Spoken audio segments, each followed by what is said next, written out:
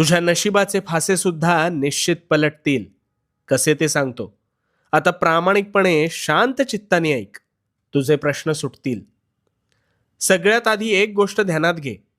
नवीन वर्षात तू जुनाच राहिलास तर तुझ्या आयुष्यात काहीच नवीन घडणार नाही. गोंधळलास ना? आता एक गोष्ट ऐक. दोन घनिष्ठ मित्र होते. एक हलाखीच्या परिस्थितीतून संघर्षातून जात होता, तर दुसरा ऐशोआरामी जीवन जगत सुखाचा उपभोग घेत होता.